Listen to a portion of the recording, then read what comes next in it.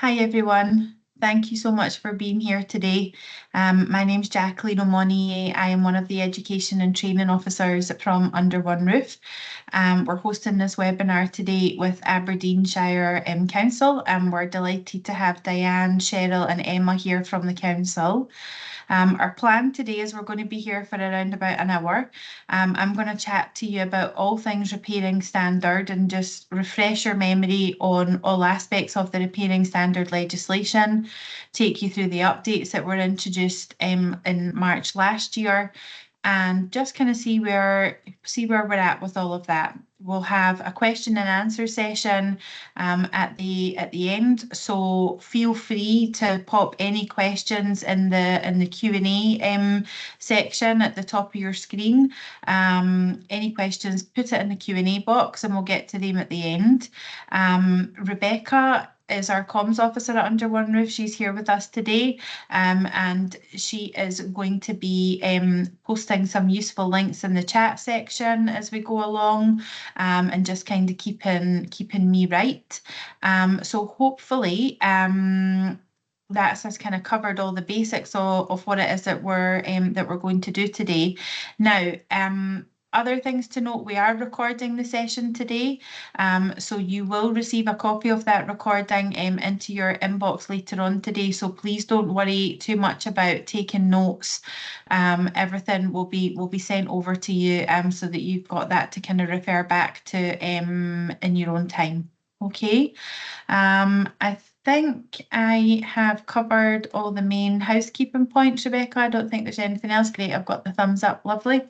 All right, so I'll let these guys switch their cameras off. They'll come back in at the end for the Q&A, and I will just share my screen for the presentation, and we'll get started. Okie dokie. So, if you haven't heard of us at Under One Roof before, we are Scotland's only charity that provides free impartial information on repairs, maintenance and retrofit for tenement flat owner-occupiers, landlords and housing professionals across Scotland.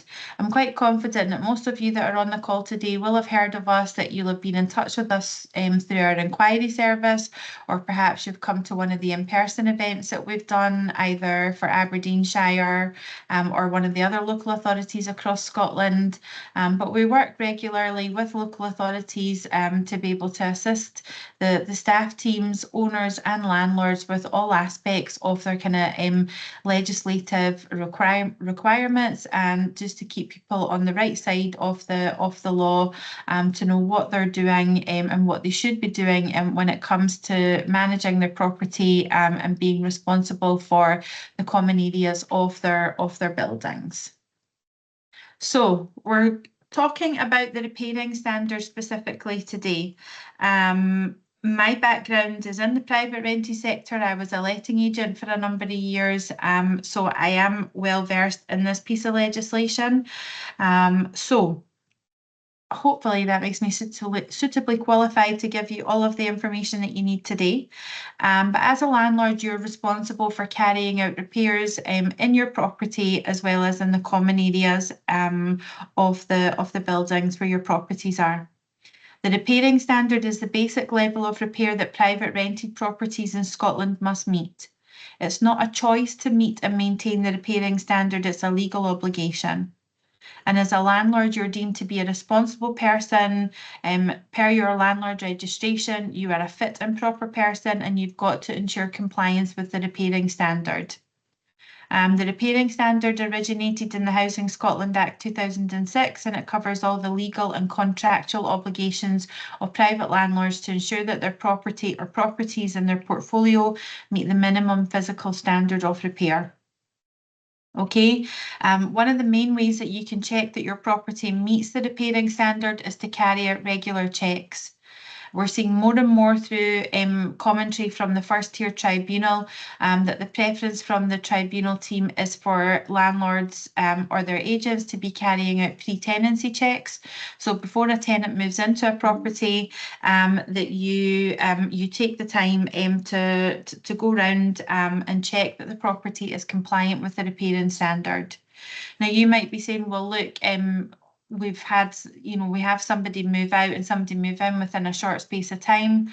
But, even if that is within the space of a week or so, there's still the, that still gives you the opportunity where something could go wrong that could affect your property's ability to comply with the repairing standard. And what I mean by that is that you can do a checkout of somebody leaving, see that everything's fine, know that it needs to be cleaned, organise that. A couple of days later, the cleaner's in, they leave, and then you go back a few days later to move the new tenant in, and you find that you've got a leak from the flat above. Maybe if you'd gone the day before or earlier on in the same day, you would have been aware of what's happening and be able to kind of start to take steps to resolve a situation.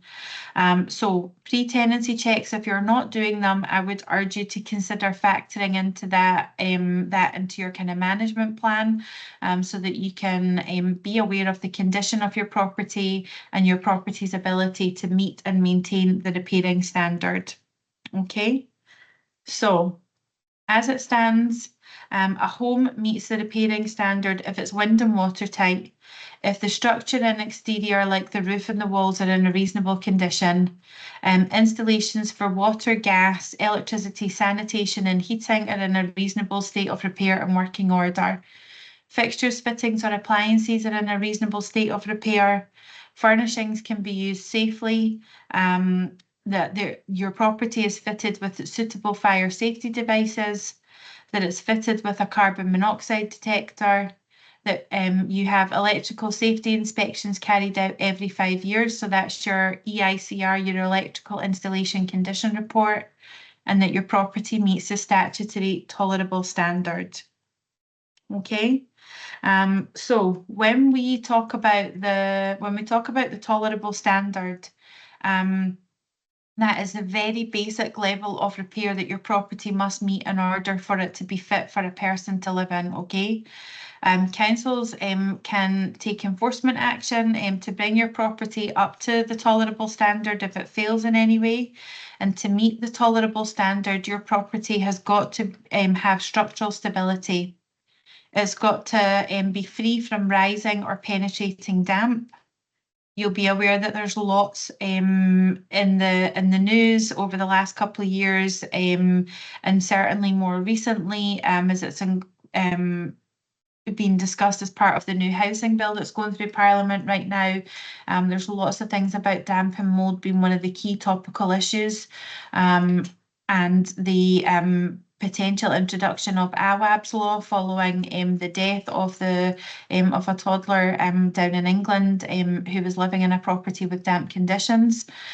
So damp and mould are a real kind of it's a hotspot area, and it is something that is likely to be covered in future legislation. So be aware of that and think about your property's ability to meet the current tolerable standard as it is right now, much less if we have more legislation that comes in about damp and mould prevention and techniques to obviously eradicate it. So back to the tolerable standard, your property has got to have natural lighting, ventilation and heating. It's got to have satisfactory thermal insulation, adequate hot and cold sink facilities, an adequate supply of wholesome water.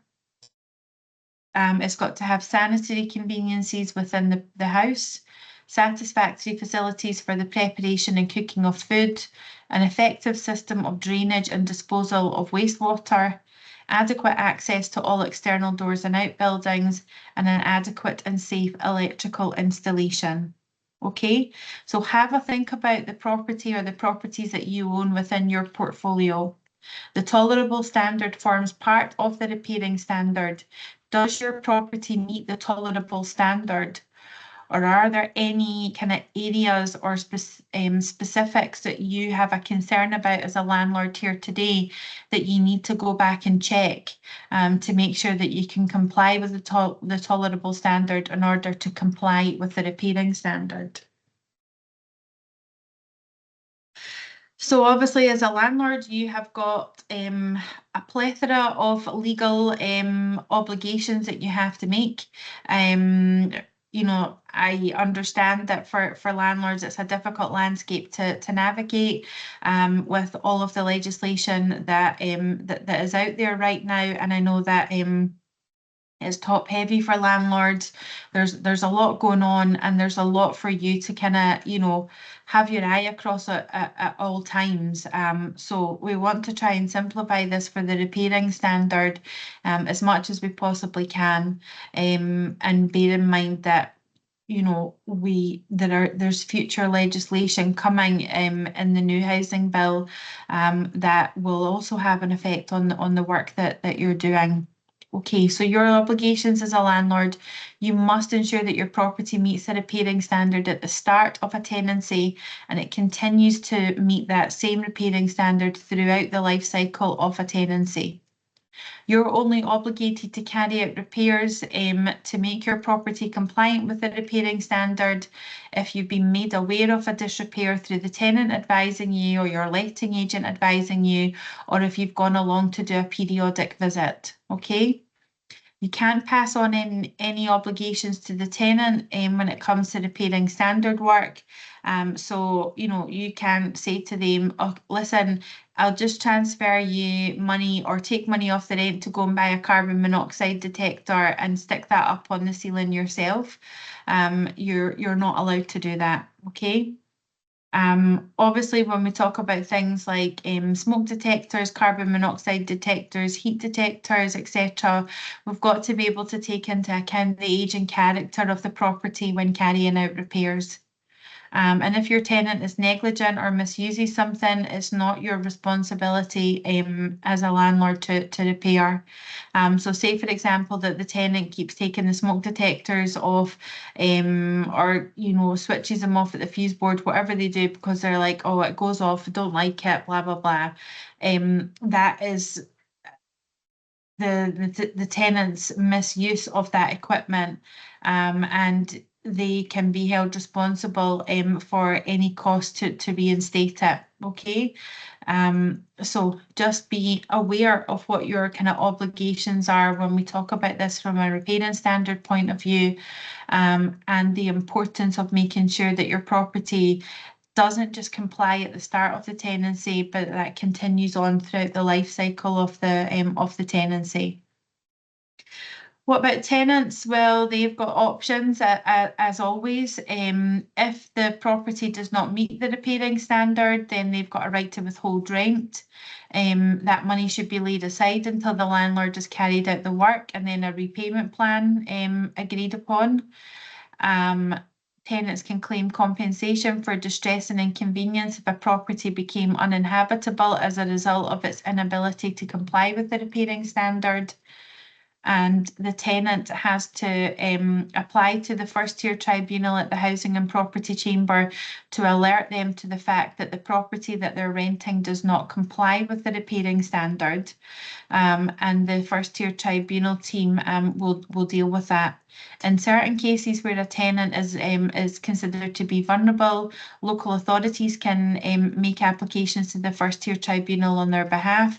But generally speaking, it tends to be that it's the tenant that identifies that there's been a breach of the repairing standard, or they suspect that there's a breach of the repairing standard, and they notify the tribunal about it by making an application, and then it's dealt with through that system, which we'll come on to. All right, so what are kind of some steps that you can consider when as you go through your journey of compliance with the repairing standard? Okay, things to think about. When was the last time that you had a building survey carried out in your property? Now, obviously, if you own all of the flats within a building, that is your sole responsibility. But assuming that you maybe only own one or two flats in the building, and you've got other owner occupiers or landlords that you're that you're in co-ownership with, then you have to speak to them about the condition of the building if there's any serious concerns, particularly when it comes to the structural stability and the building being wind and watertight, and the roof and walls being in good condition. If you think, okay, well, it's been more than 5 years, if ever we've had a building survey carried out, we've had years of temporary repairs which are coming to the natural end of their life cycle, we have to, consider taking action here. Then you would be speaking to the other owners about getting consent to have a building surveyor come round to carry out a building survey for you. Those reports are, well, they're not cheap, nothing is these days, but they are super helpful in being able to kind of identify what the priority areas are for you as a landlord and as an owner when it comes to the common repairs process and what you will have to do to keep your building in good condition. It's often like a traffic light system where they'll highlight in red what's urgent and needs immediate attention, and then the rest can be on a timetable basis. Also, other steps to consider when it comes to compliance with the repairing standard. When was the last time that you checked that all your safety certificates for your properties are up to date? So your gas, your electric, your Legionella, all your certificates that you have to do, your appliances, etc. Have you got copies of all of the certificates? If you've got a letting agent who's doing that on your behalf, has the letting agent sent you copies of the certificates, and you've got a full history there, and has your tenant received them? Whether you self-manage the property or you have a letting agent, the tenant should also receive copies of completed safety certificates for their records as well. Does your furniture meet the safety requirements? So it's the Fire and Furnishings Safety Act 1993.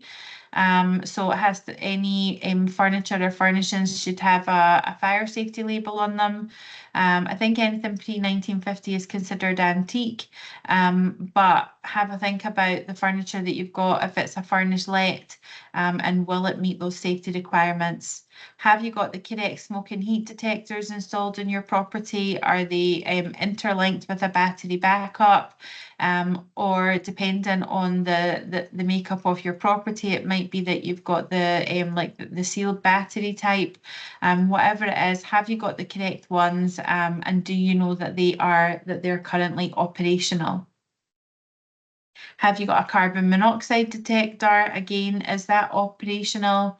Have you had your electrical installation condition report, your EICR? Have you had that renewed since you originally did it 5 years ago? And have you actually checked that report? So when you have your EICR report done, if it's marked as satisfactory, then great, your electrical installation is where we want it to be.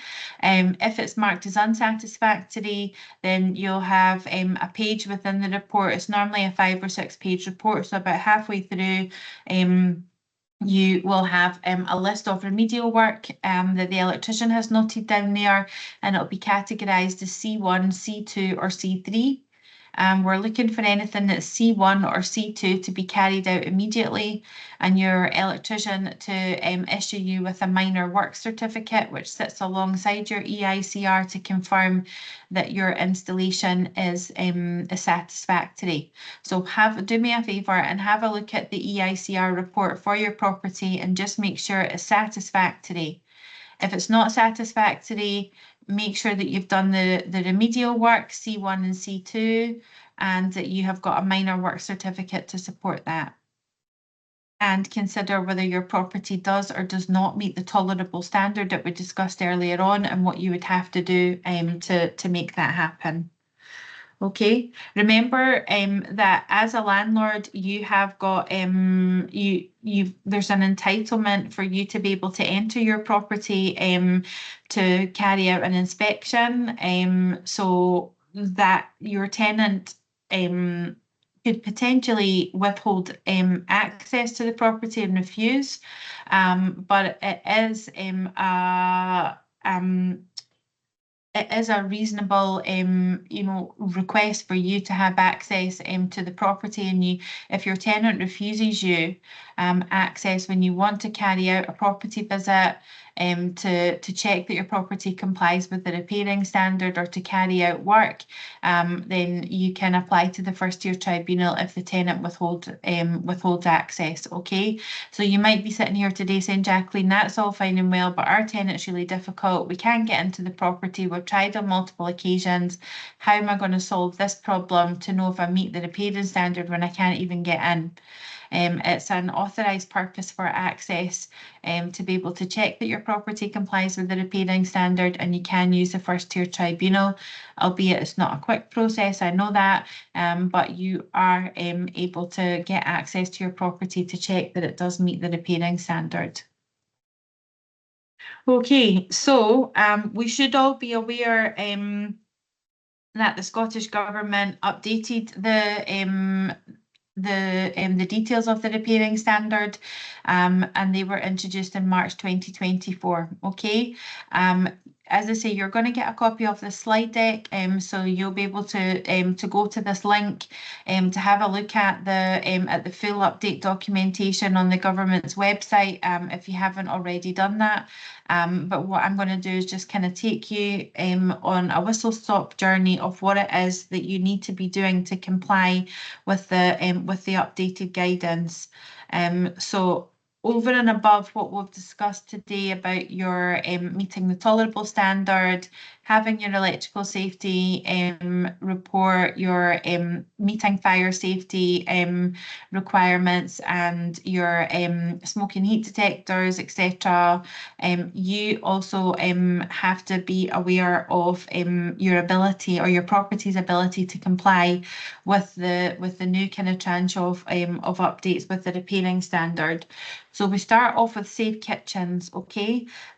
So it's the standard has been amended to include a requirement that there must be safely accessible food storage and food preparation space in a private rented property. So that means there's got to be at least a cubic metre of storage space in the property, a space for food preparation, space and power for a fridge and a freezer or a combined fridge freezer unit, and that there's got to be at least 300 millimetres of worktop space between the cooker and the sink area. Okay, you've got to have sockets for things like kettles, toasters, microwaves, whatever, at worktop height. You can't have floor level sockets with the cables trailing up over worktops or behind worktops. It's got to be at worktop height. And your cooker has got to be located in a position where people won't be knocked or jostled by somebody coming in and out of the kitchen or moving between the cooker and the food preparation space. Okay, so I guess in practical terms, you don't want a situation where if it's a small internal kitchen that the cooker's right beside the door, if somebody blasts in, you're trying to, boil your potatoes or whatever you're doing, and, your family member or flatmate or whoever it is trying to do something else and they're constantly banging into you. You've got to have an adequate space, okay? So think about how viable that is with your property's ability to comply with safe kitchens, particularly if you've reconfigured a tenement property where you've added an extra bedroom in the old kitchen and you've moved the kitchen to an internal room, or perhaps you've got, an open plan living area with a kitchen. Does it comply? Or perhaps your property's in a more rural setting and you've just got a small scullery. What's the situation? Can you tick all the boxes that you've got a cubic metre of storage space, a space for food prep, you've got the space and power for the fridge, the freezer, or the fridge freezer combined. You've got the sockets at worktop height, and you've got your cooker in a reasonable position. Next thing is fixed heating systems. Properties have got to have a fixed heating system now, okay? And it's got to be plumbed or hardwired. So where we used to be where we could have plug-in or portable heaters, especially if we had things like storage heaters that, you know, are 40 plus years old that had gone on the blink, we cannot substitute them for plug-in or portable heaters anymore.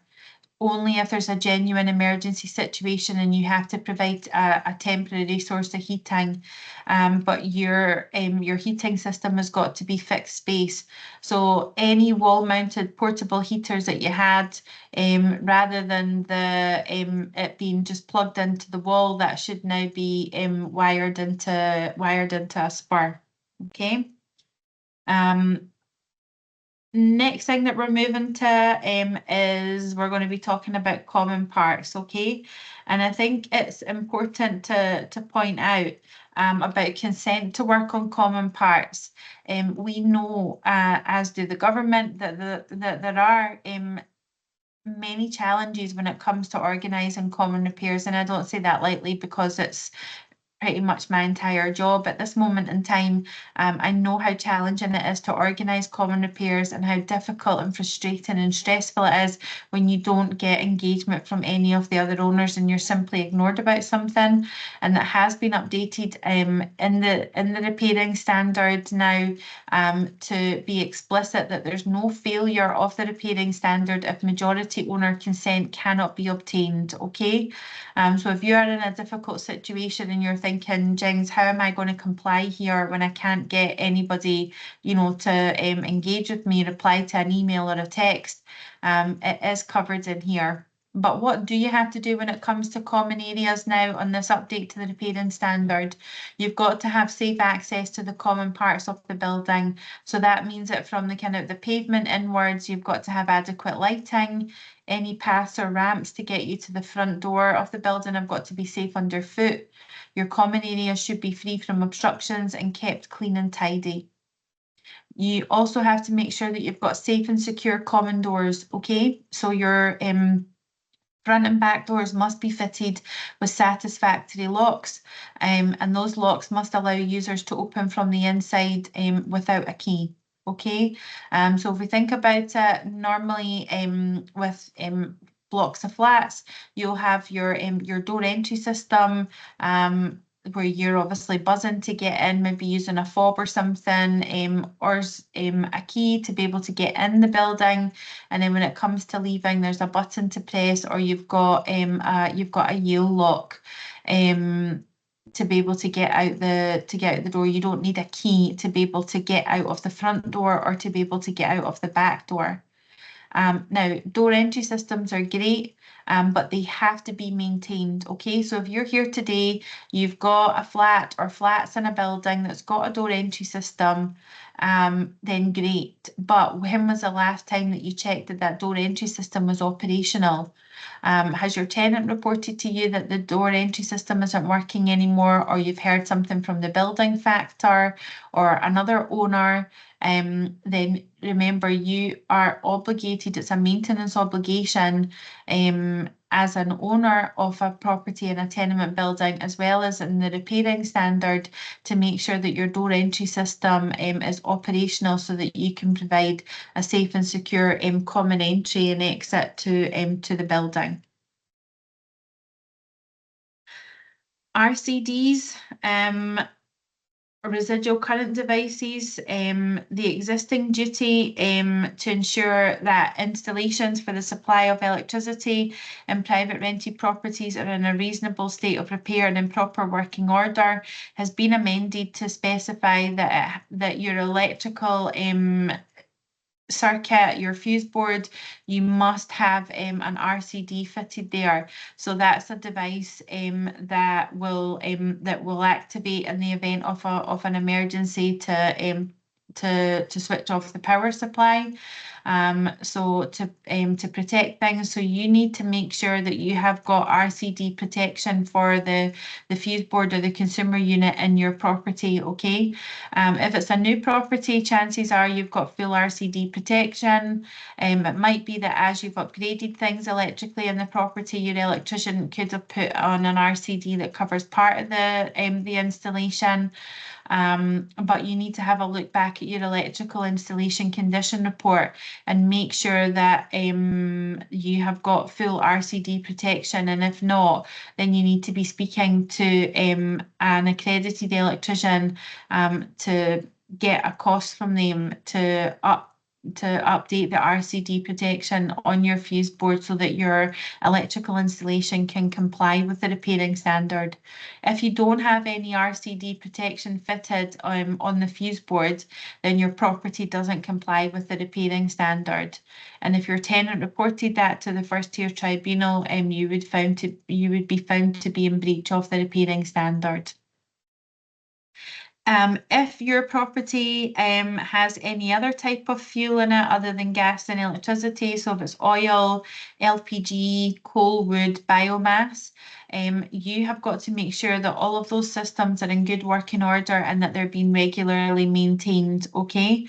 So it might be that you need to speak to the manufacturer or a specialist engineer to get them to come out and check that any pipe work, tanks, anything at all that supports the other fuel consumption within your property has been checked over to make sure that it's that it's in a satisfactory condition per the manufacturer's requirements and that it's in proper working order.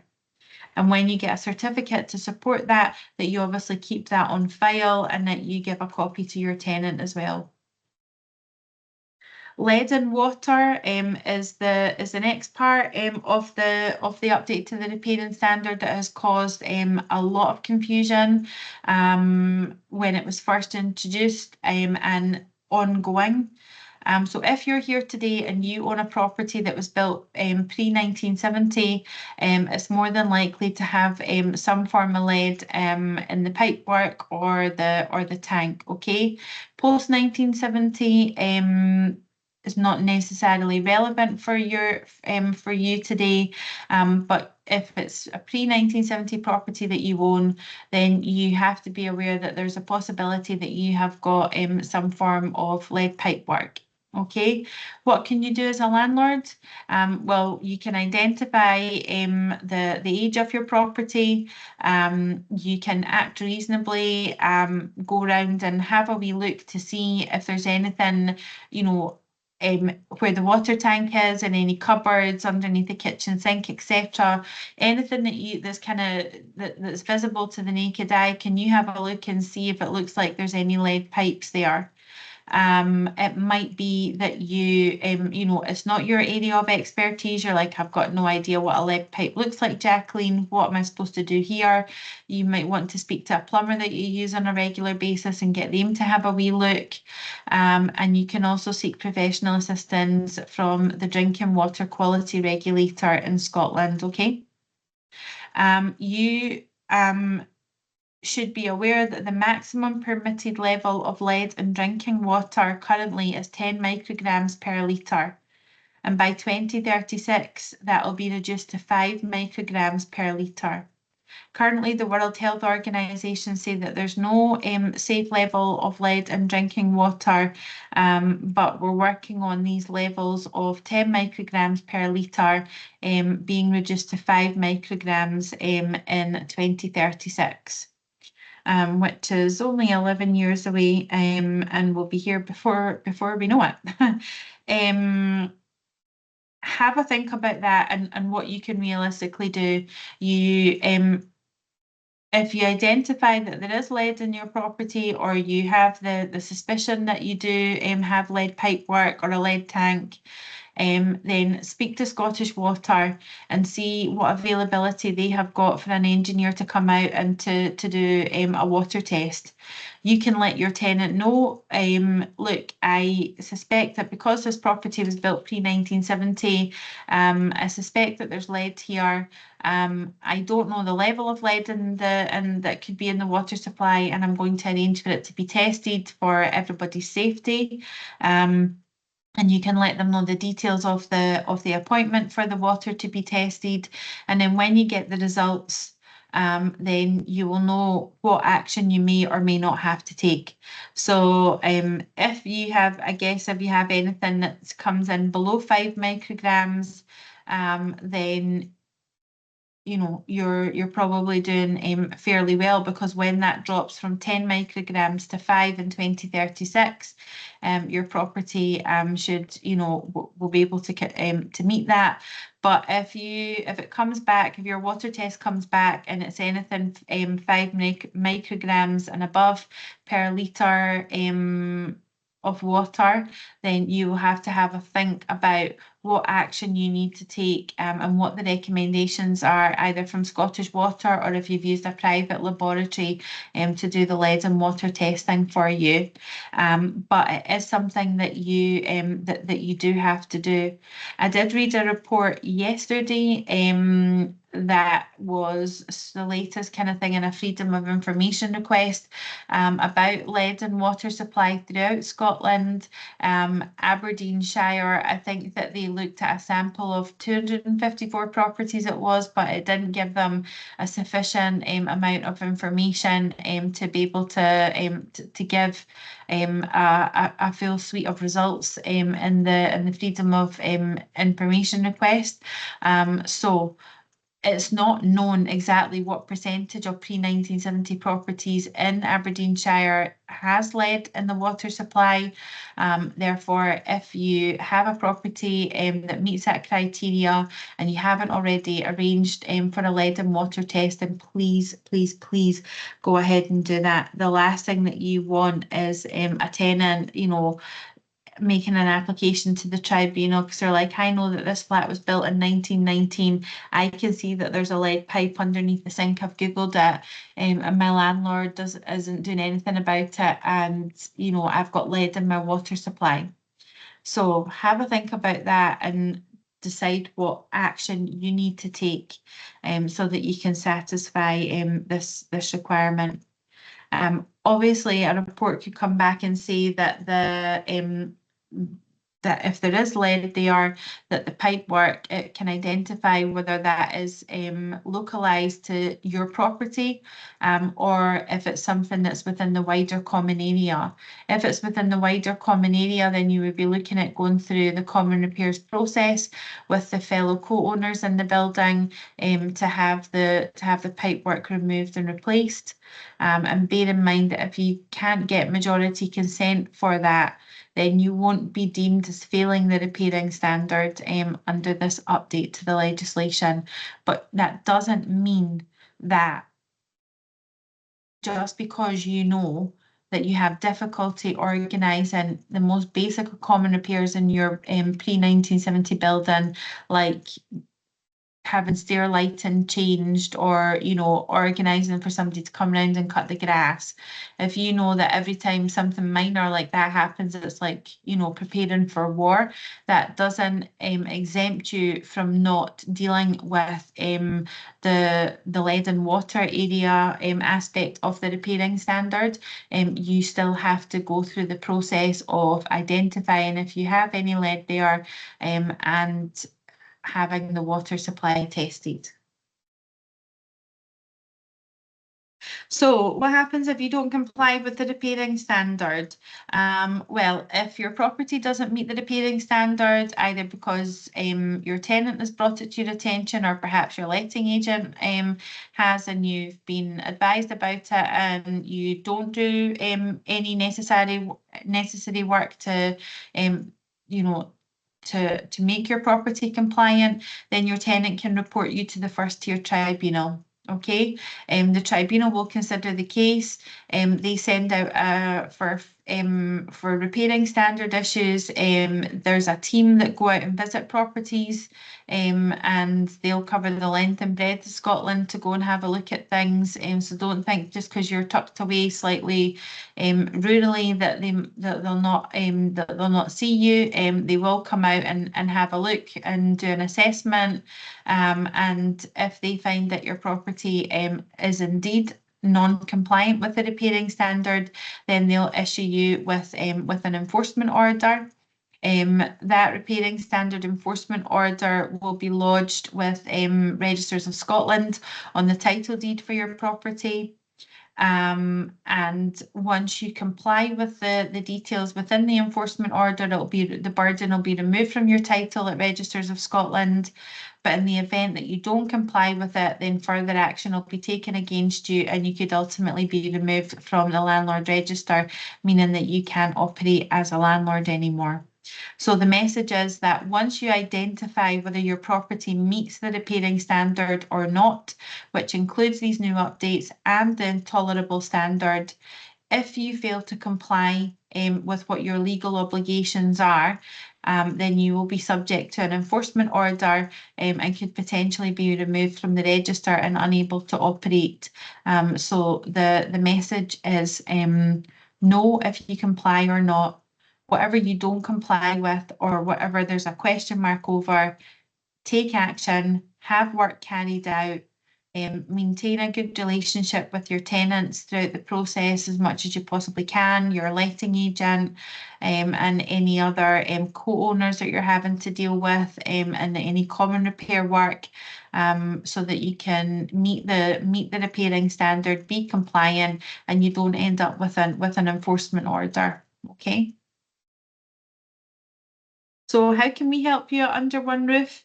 Well, we have got a plethora of articles on our website. If you're not familiar with our website, then please go on and have a look at it today at underoneroof.scot. Our website was kind of born from the original tenement handbook that our founders, John Gilbert and Annie Flint, put together in 1993. As things changed with tenement law, they moved away from the book format into a website, and then we gained charity status in 2020. So please have a look at the website.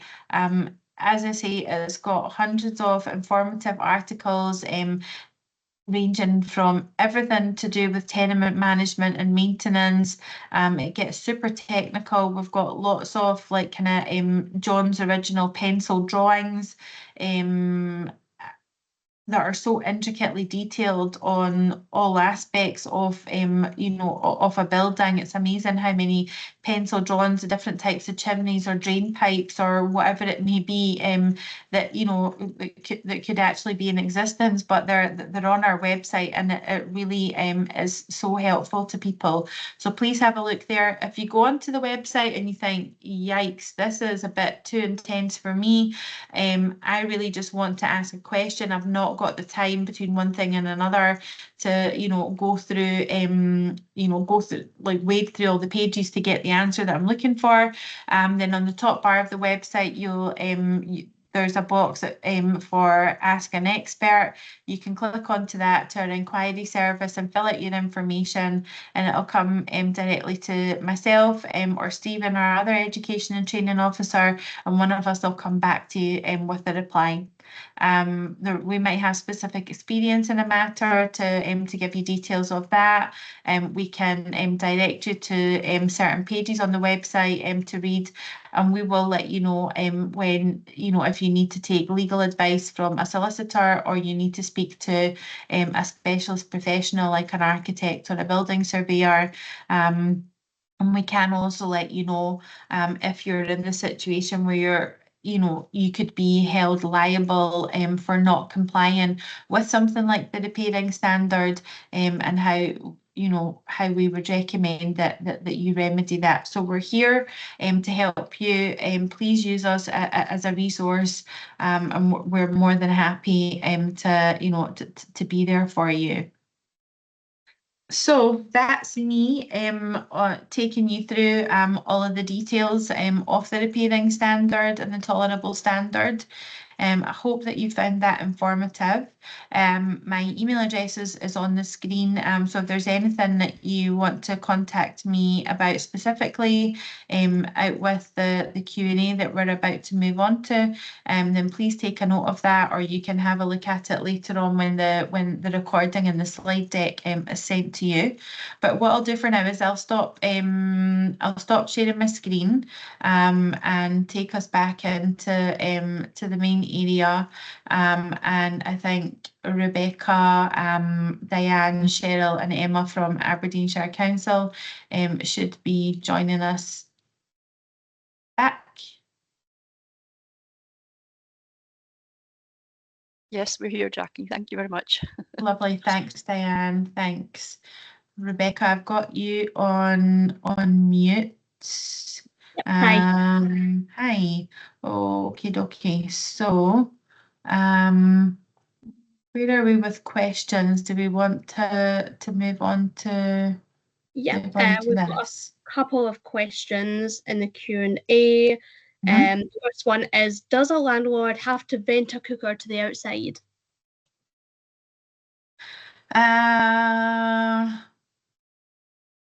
Good question. I'm guessing you're talking about the extractor fan element of it. I mean, if it's an electric cooker, obviously it's just it's wired into a separate fuse spur. If it's a gas cooker, then you'll have your gas safe engineer who will connect you up to the gas supply. But if it's the extractor element of it, then I think that will depend on what the building regulations state. I know for newer build properties, the developers tend to have a separate fan within the kitchen to get round it that way. And then it's up to the owner to then do the external ventilation. But I would say if you've got the option to do it and it would take the cooking smells away, and it's safe and it's reasonable to do so, then yeah, it would be something worthwhile to consider. Great, thank you. We've got another slightly more complicated one. This is a question from David. He asks, where a property meets tolerable standard at the beginning of the tenancy, but repairs take place a month after, which were due to take 2 weeks, but have instead taken 5 months, during which time there were periods where the tolerable standard was potentially breached. The insurance company refused to provide alternative accommodation. So what level of compensation for the tenants is considered appropriate? You mentioned compensation during an earlier part of the webinar. A future property of ours is about to have major repairs, so it would be good to establish. Okay. I think if the insurance company isn't offering alternative accommodation, then it tends to be a judgment call on what level of compensation is considered appropriate. In my experience, it might be that you work out what the daily rate of rent is. So you've got your monthly rent, your times in that by 12 or whatever, dividing that by 365 and getting your daily rent, and then you're calculating however many days somebody's going to be out of a property, they can't live there, and that would form part of your offer of compensation. Sometimes it can be more, dependent on the circumstances. If somebody has got to, like if they've got to rent another place, or it's like an Airbnb or hotel accommodation or something like that, some landlords will cover that full amount. But I would question why the insurance company refused to provide alternative accommodation if the property was considered to be genuinely uninhabitable. If it's not considered to be uninhabitable and it's more of an inconvenience, then yeah, it might be something that you would consider on like what the daily rate is, or you come to an agreement with the tenant to get a figure that both people were comfortable with. But I don't know if anybody at the council team has had any experience of anything like this, and they've anything that you want to add to that, or it's just not something that you would generally kind of get involved in. Well, the guidance we've usually given is that the landlord's not really reliable to find the tenant alternative accommodation.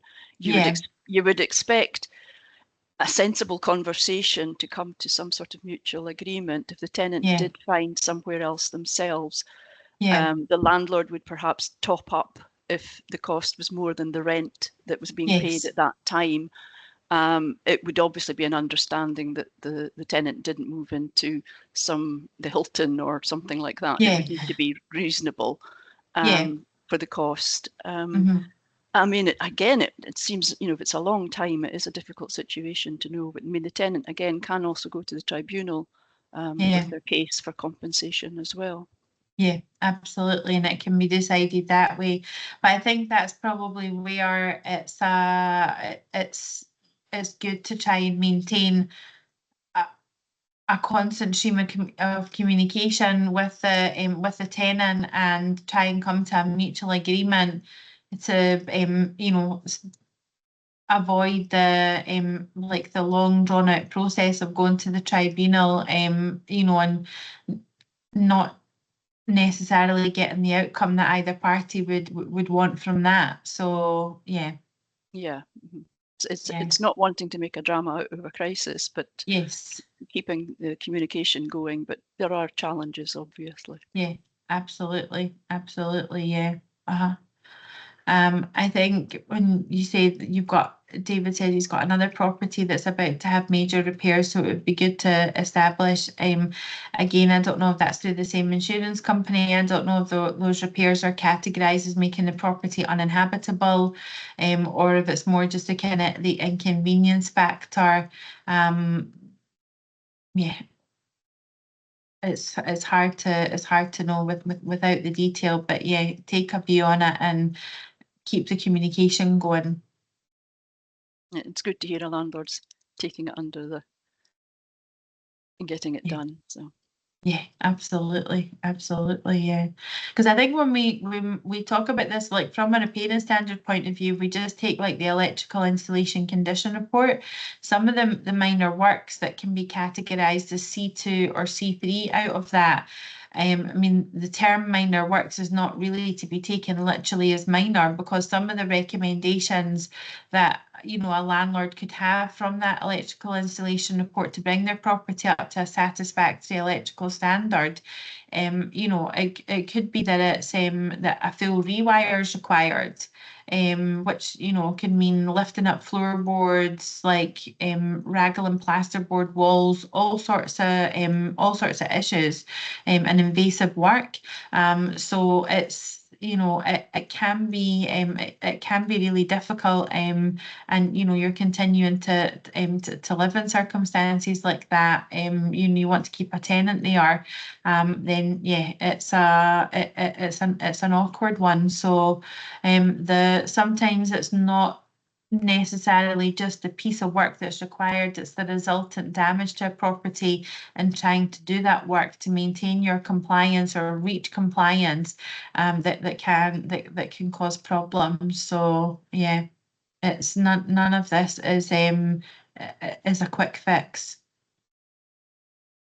And I think that's something that the tribunal do take on board when cases do go there. It is difficult to to live in situations where major work is being undertaken, but it takes time to organise things like that. There's always contractor shortages, material shortages, and or difficulty can gaining majority consent if it's any work that's required to common parts, particularly if you own a top floor and your roof is leaking. So I think having a good relationship with your tenant or your tenants, and your letting agent as well, if they're involved, just so that everybody is aware of what's happening, the timescales involved, and you can come to an agreement that suits everybody, is good, because nobody wants to be in a situation where a tenant's made a complaint to the tribunal about a breach of the repairing standard. They trot out with their crew, have a look, go, oh yeah, that is a breach, and they say you've got 21 days to do X piece of work that normally could take a significant period of time. So yeah. Great. We've got one last question. Yeah.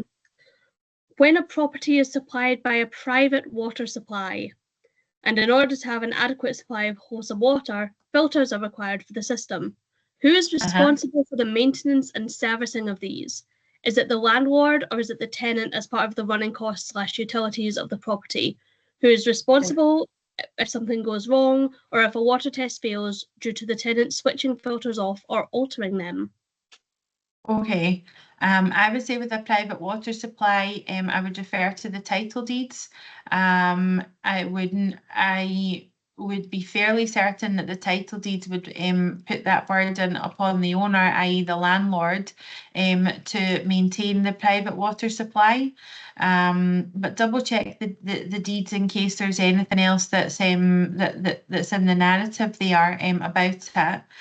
I think that's something that once you know what the deeds state, you would want to make that explicit in your tenancy agreement with your tenant, so that there's an understanding from the beginning as to who the responsibility lies with.